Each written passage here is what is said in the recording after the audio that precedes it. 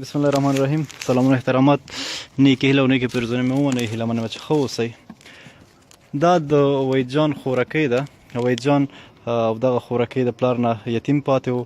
پلار د وطن لپاره په شهادت ورسېد. اما متاسفانه زه ستړی یم، دا سامان هم راوړی. بخښنه غواړم د هغې، خو دغه ماشومان بې سرپرسته د خپلې نیا سره پاتې دي او هیڅ کوم عاید نه لري.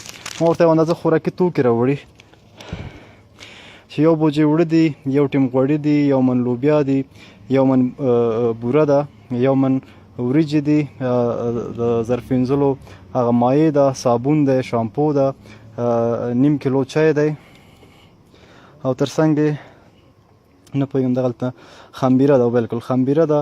تر څنګ یې هغه د واسلین دی چې د ماشومان په دې ژمي کې خپې او لاسونه غوړ کړي، او تر څنګ یې د مخ هغه د مخ غوړولو کریم دی، او تر څنګ یې دال دی، او دغه پیسې پاتې دي.